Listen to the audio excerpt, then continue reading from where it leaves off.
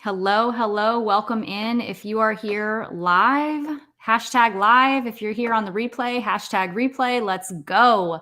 Today is Tuesday, November 8th.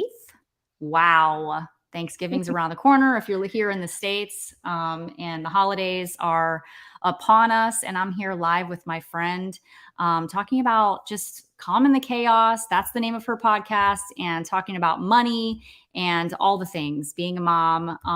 But I'm just going to give it a second here for people to hop in and do a little bit of back end if you can. So welcome, Sarah. It's great to have you. I'll introduce you here in a second. All just right. bear with me here.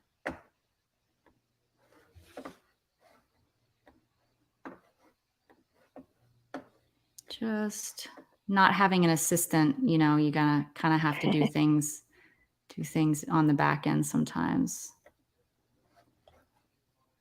And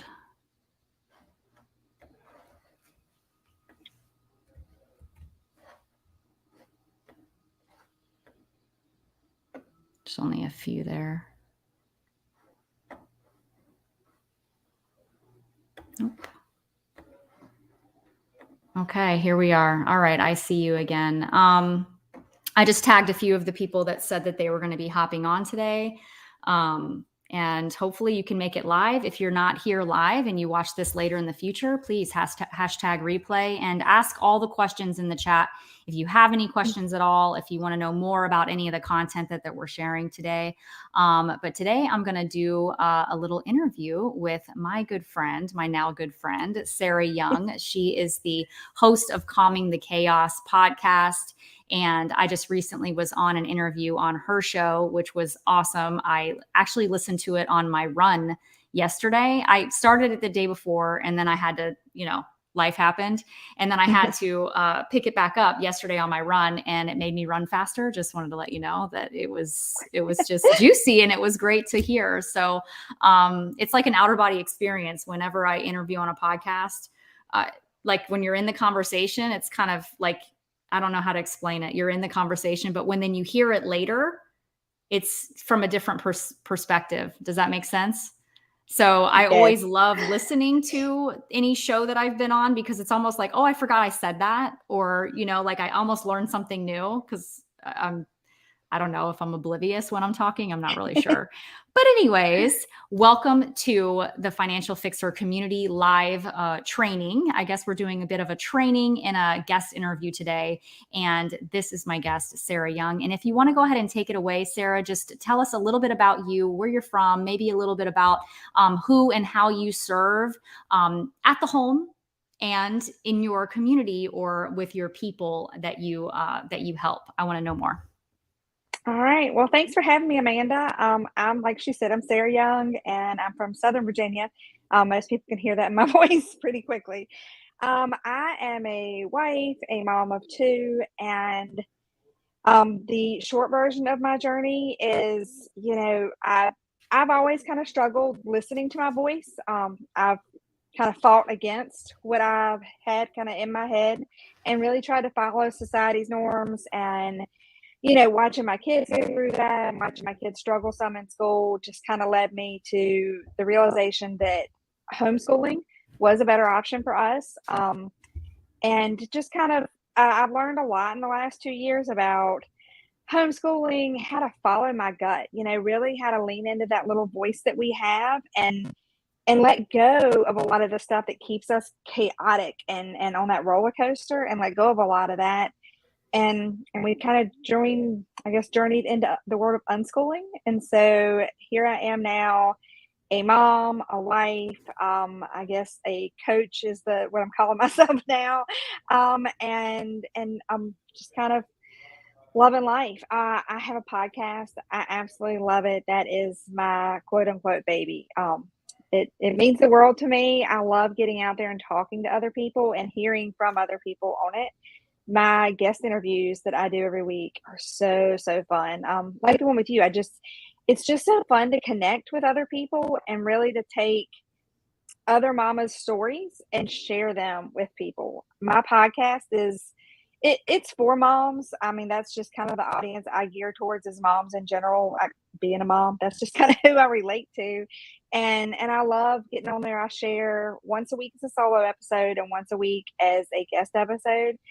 And my guests are always people who either are like you, financial, bringing tips, bringing something real world action that can help another mama, or I have other guests on there who just kind of help mamas feel heard and help them kind of, you know, feel that somebody else out there is traveling a path similar to theirs and can say, hey, I've been to the other side. Come on with me. I guess that's kind of the short version of it all. Yeah, so I really enjoyed interviewing with you. Plus, I get that feeling from you, like that sense of that you really care about those that you're working with or that you're helping to allow them to have a voice. I noticed that when you interviewed me. So I really appreciated that about you and the way that you build your relationships with people. It resonated with me and made me feel good and at home, right? Because that's what we want, as humans, is to be accepted and to feel like we belong. And I think you do that really well, and that is heard through your podcast. So definitely keep showing up there. I think it's great.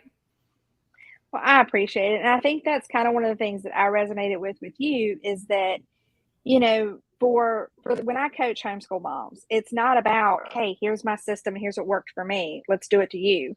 It's, hey, let's help you figure out where you want to go and what you want it to look like, and let me help you figure out how to get there. And I think that's what I really was drawn to with your program is it's not, oh, here's the system, do this and it'll all be fine. It's, hey, let's figure out, what do you want? When do you want your freedom years? How do you want to live those? What are your wants versus your needs? And I think that's one of the things that I really, that really I felt connected with you, is it wasn't just like so many things like, here's a system, do this, it'll be great. But it's, hey, let's find out how my system can help you get to your best thing. And I think that's really what I'm trying to do with moms too. Yeah. Yeah. No, I mean, I have found that as I've been walking through this journey with so many that really, as a woman, it's one thing to, need that sense of security, or feeling that sense of insecurity, right? When it comes to navigating our finances and just navigating life in general.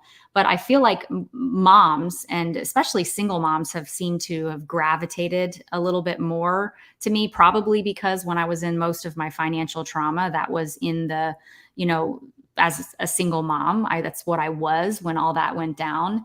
If you're just hopping in here, this is an interview with Sarah. She's the podcast host of Calming the Chaos. And we're just talking about being moms and talking about money and about, staying calm through this time of year. This time of the season, I guess. I went live yesterday and I was talking a little bit about how, we thrive on routine. Right? Yes. Like we have to have a good quality routine that works, that we can repeat and implement and just go through the cycle of life, because every day it's like comes and goes and comes and goes. And it can be very overwhelming. And, when our routine is interrupted, it is not fun. I know me, like, I'm just like, don't mess with my routine, I mean, it just throws everything off and makes me feel chaotic and out of order and very, unable to like work through getting back into routine. Yes. Too, right? Like once you're off track, right? It's just OMG. So, like for you, and you actually shared in today's episode, this is not the episode that we were in. Ours, that was last week. Today's episode is about micro routines and crushing the overwhelm through micro routines. Can you tell us a little bit about that? Maybe do a synopsis on that here. Yeah. I like you. I thrive on routines. I think most people do. And what I found is I'm very, I guess, what people would call type A. And because I'm very much that way, then homeschooling and working from home is not always easy because, no 2 weeks are the same. You're at home, things happen and things change. You've got to be a little bit better at rolling with the punches, so to speak. So, what I found is that instead of having like my quote unquote morning routine, it's really essentially from 5 when I wake up till 8. But that's huge. And then something can derail me in there because again, I'm at home. And so it throws off everything. So what I try to get other mamas to focus on is what I like to call micro routines.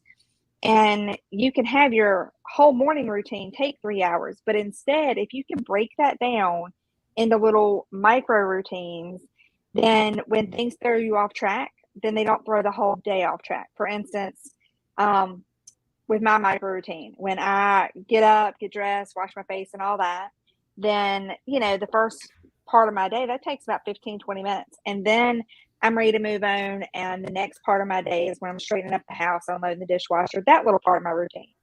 And typically I go through everything A to Z, but like I'll go downstairs, my husband's getting ready for work.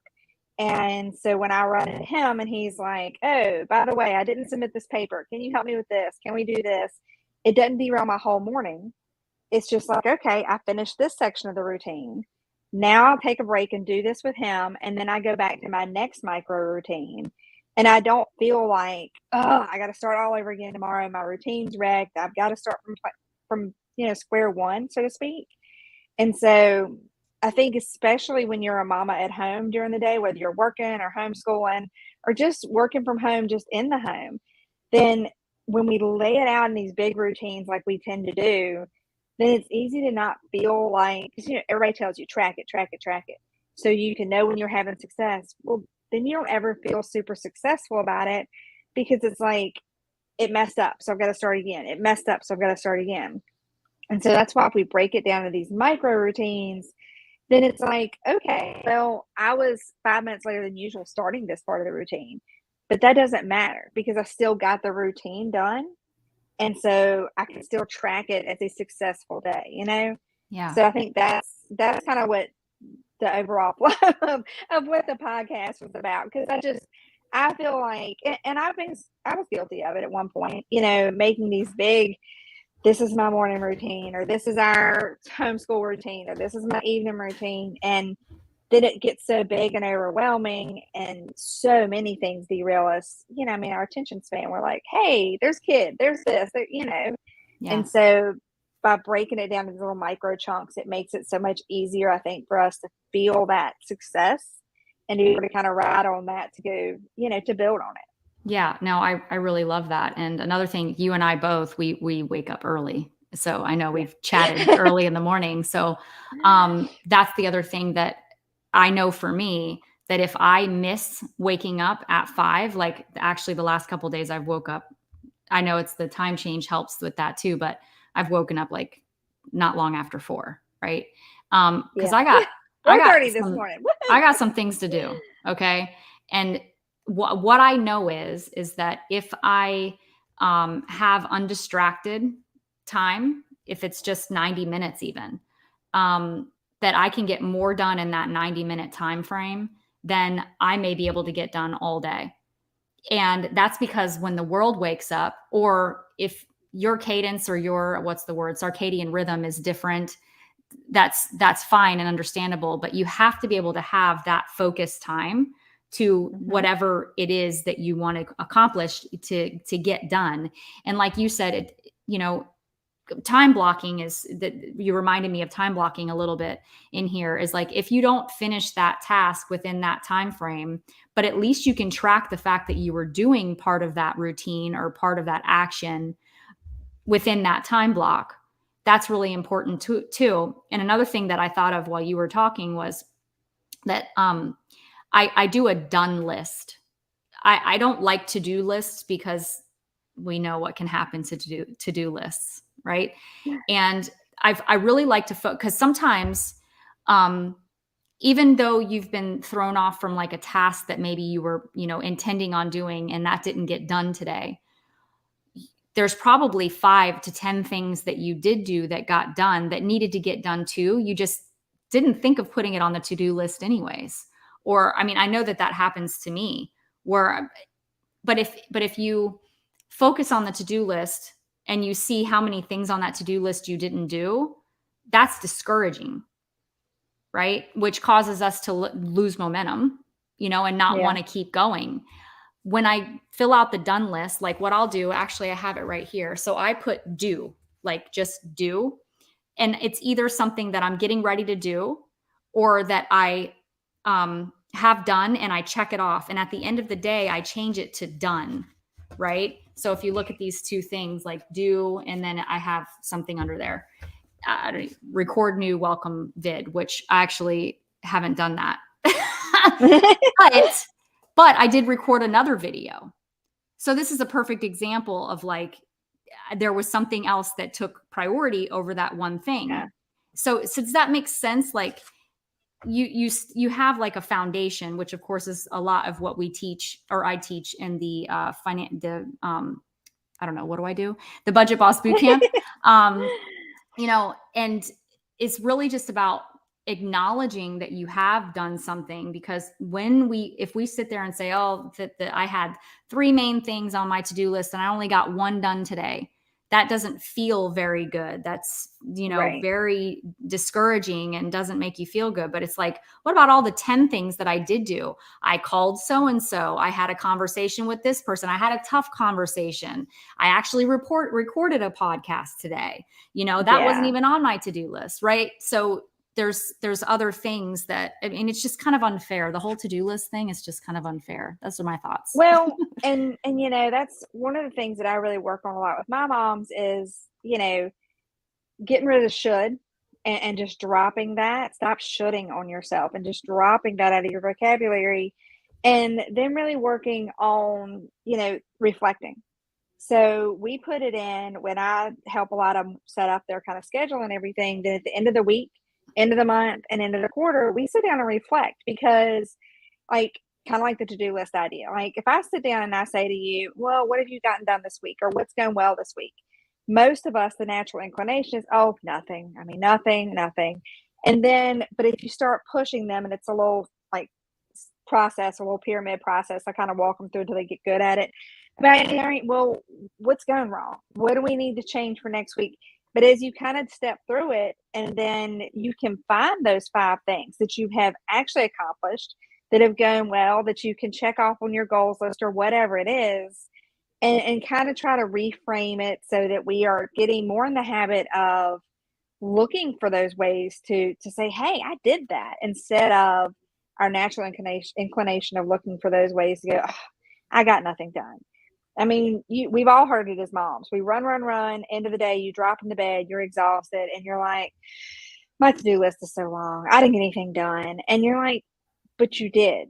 Maybe it wasn't the things that you originally set out to do, but in reality, you have probably gotten done so many more things you could have even sat and listed. So a lot of that is, I work on moms shifting that mindset so we can really, appreciate what we have done. Even if it isn't, like you said, maybe you didn't record the welcome video, but you got something else done. Mm-hmm. Really appreciating ourselves and celebrating what we have done.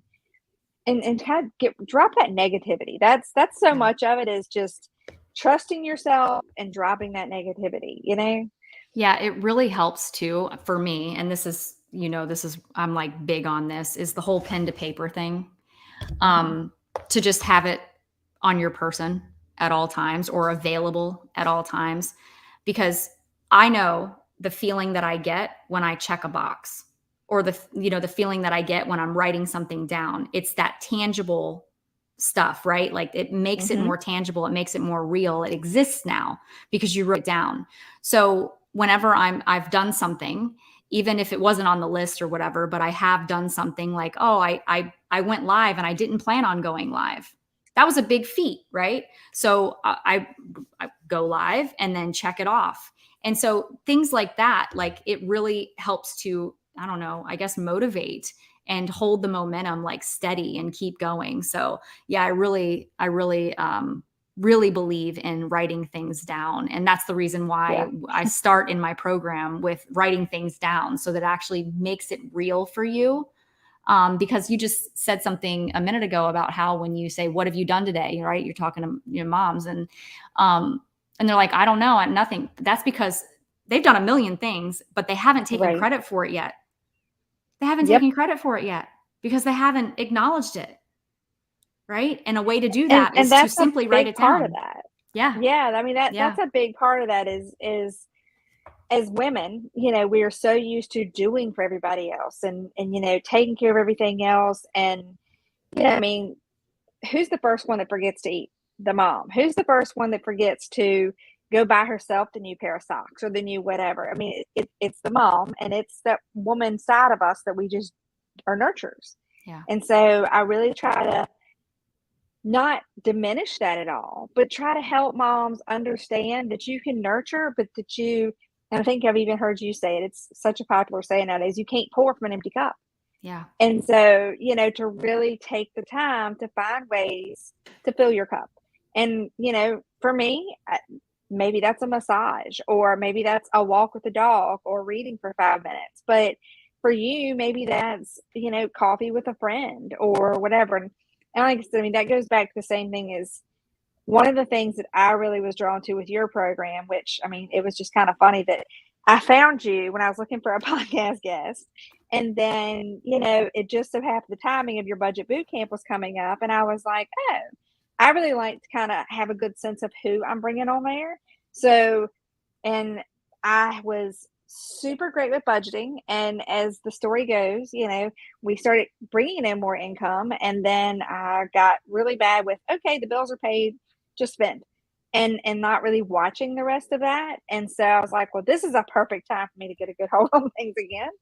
And I loved going through the boot camp and really hearing your take on things, because it was, like I said, so many times it's just like, okay, well, here's what you do. Here's the numbers. And, well, cut out your coffee or cut out your this. And quite frankly, I don't drink coffee. But soda has gone up in price quite a bit. I like soda. And I don't want to give it up. And I think so many times it's kind of like going on a diet. People are like, don't do this and don't do that. And then your natural inclination is to go, well, I want it because you told me I can't have it.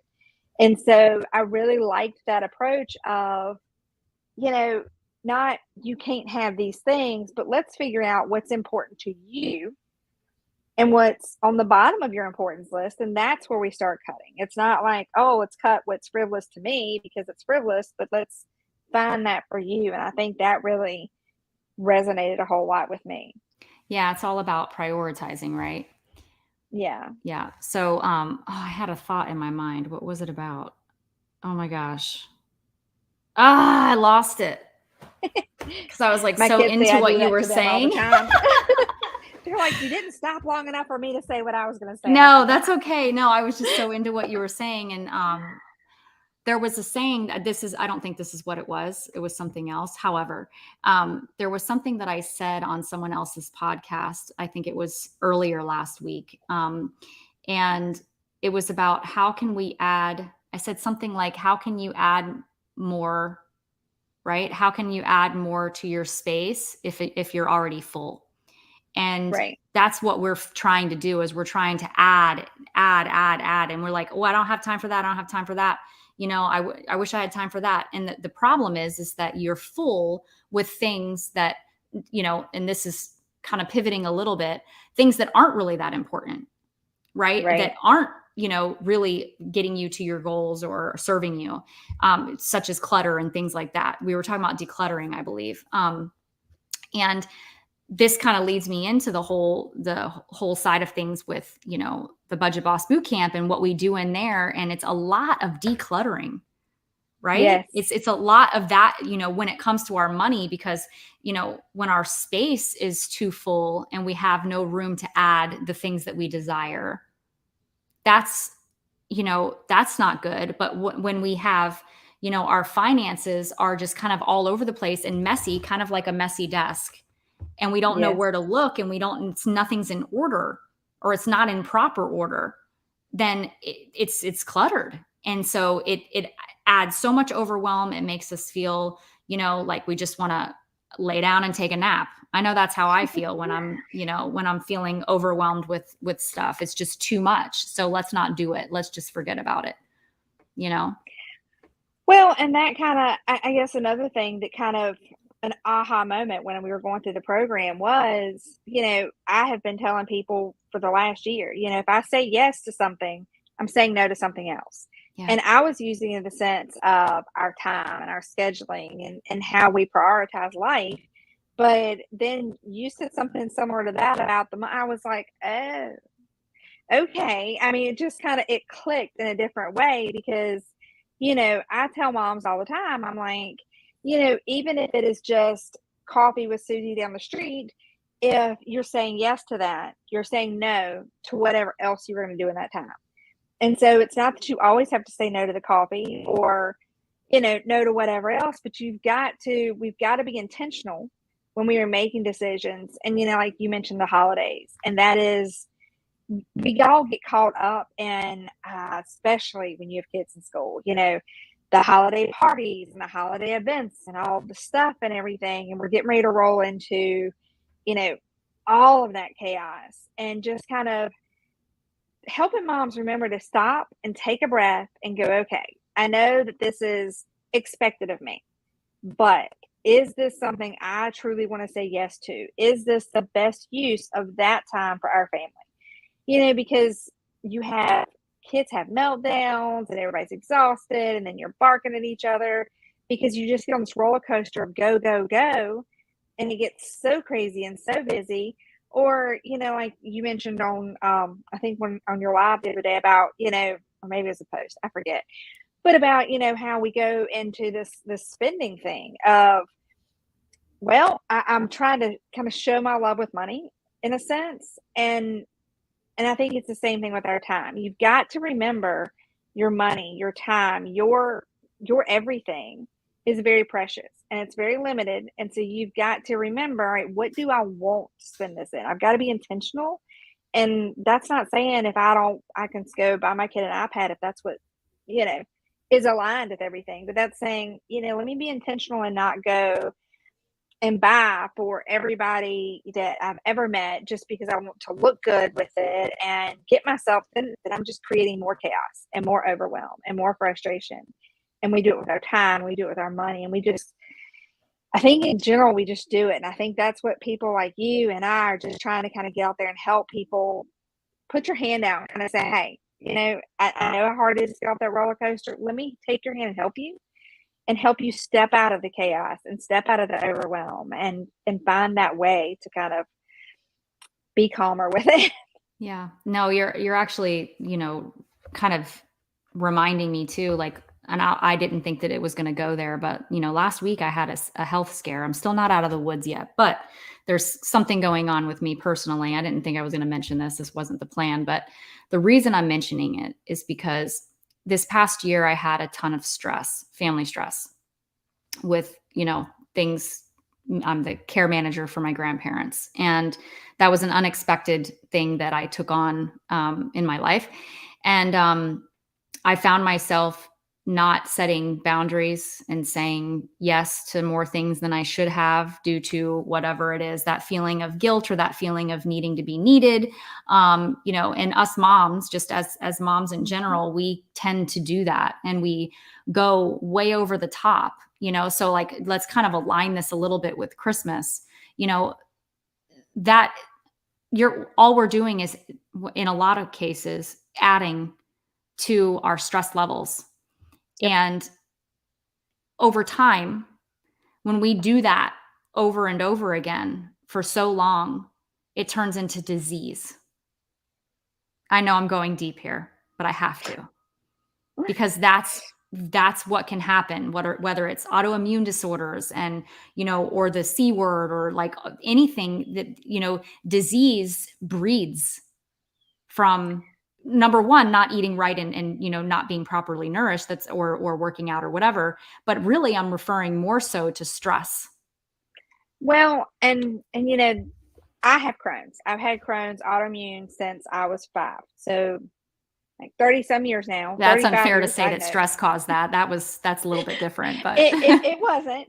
But stress is my number one factor with the flare. When you flare, I can be going along really well. And if I stress, that every time it sends me in a flare. Wow. And a flare can be mildly uncomfortable. A flare can mean I'm in the hospital. And I mean, Yeah. prime example, we were planning a Disney trip, first Disney trip for the four of us a couple years ago. I got so excited and so wound up. And then I started stressing over, I've mentioned it before, I'm a little type A. And I started stressing over all the things that were out of my control, even down to like leaving the dog and things at the house. And, I started stressing, and it wasn't even bad stress. It was simply, I got overwhelmed and stressed, and I ended up getting sick, landing in the hospital. We had to reschedule the whole trip by 3 months because by the time I got out of the hospital, I was like, we were supposed to leave in 24 hours. Like, there's no way I can't even walk from one end of the house to the other right now. I'm so weak. And it wasn't even bad stress, but it was, I had let everything take over. And Yeah. so that is one thing. I think one of the reasons I'm really passionate about trying to help other moms learn to let go, because I know I can tell you that one of my worst things is letting others help me. I'm Mm. terrible at it. I mean, even I've down I've had to to work on that myself big time. I mean, I'm terrible. My husband's like, "What can I do to help?" And I'm like, "Nothing." And I'm thinking, why am I over here holding three things and juggling something else with my foot when I could just ask for help? I don't know why that's so hard, but that is something I work really hard on, and I'm trying to help others, embrace the fact that we do not need to be this one man band. Yeah. We need to let others help us because, like you said, I mean, for our health, I can't be the mom I want to be to them when 20 years from now, if I'm not here 20 years from now. And Yes. if I don't take care of me, I won't be. So right. And that's a very scary thing, but at the same time, it just kind of helps hammer in that point of, you know, it's not all worth stressing.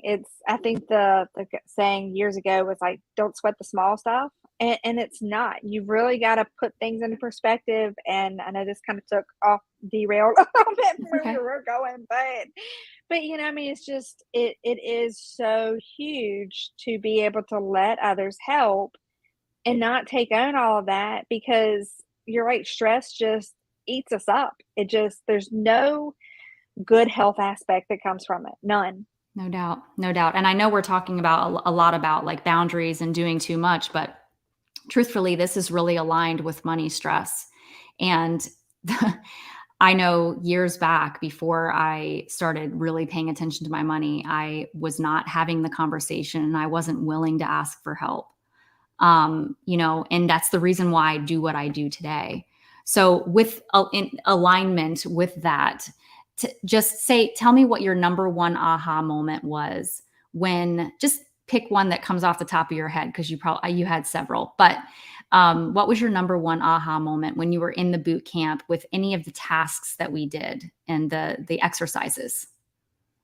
I think the one that really slapped me in the face the most was when I sat down.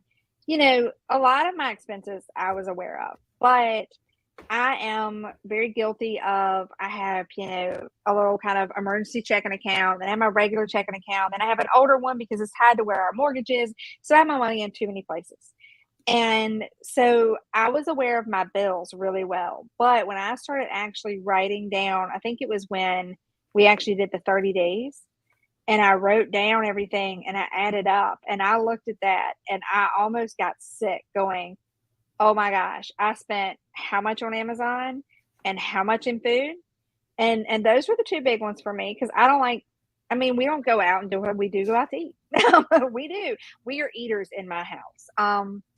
We are, and that really just kind of floored me. And I was like, okay. And then I started going, how much more could I have in my savings or in any other aspect of where I want it to be, if I wasn't blowing through this money without even looking?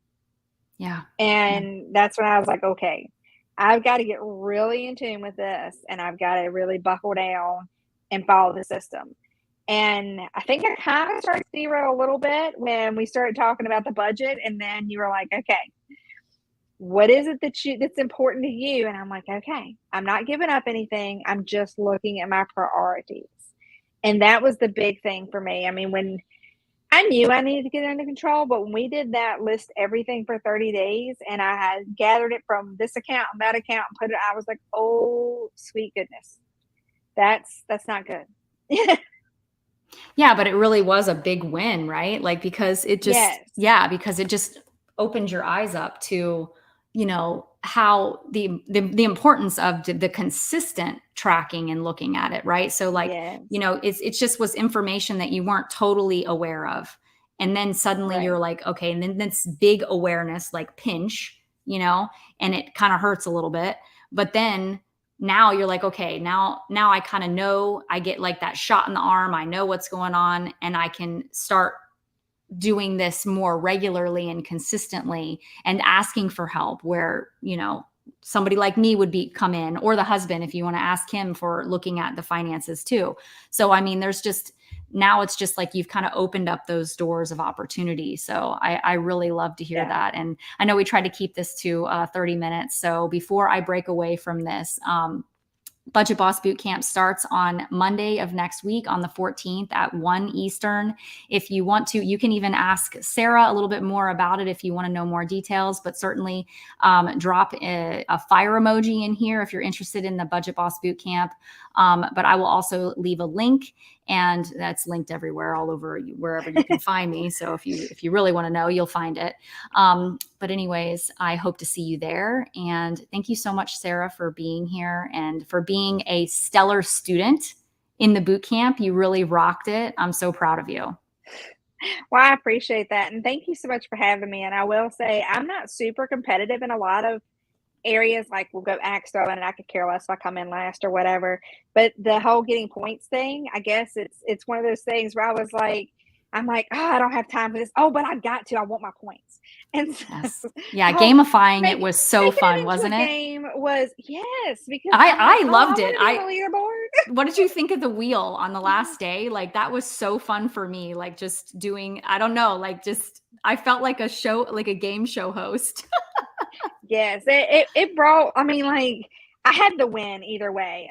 Okay, so yes, I have my finances getting in order, but the whole being on the leaderboard and seeing my name on the wheel and stuff, that was exciting for me. Yeah. I mean, Putting I your know name it's in silly, but lights. it's fun, you know? No, I mean, it's really not silly. That's what we want. I mean, we're human. We like reward. We like to feel like we're included. Like I mean, it, that's what we are not getting when it comes to our finances, Yeah, because we're doing our finances every day, day to day. And it's just like, it's not fun at all. And it needs to be, because the more right. fun it is, the more you're going to want to do it. And then you will become extremely wealthy because you're paying attention and you're actually working with it and treating it like like it exists, like it should, right? It's a vehicle, it's a tool, and then you're using it the way that we should use it. So, all right, well, you take care. And thank you so much for those that were able to make it on. I've got some comments here. I'll check them out after I get off this live. And we'll be talking really soon. Thanks so much, Sarah. I'll see you soon. Thank you. Bye-bye.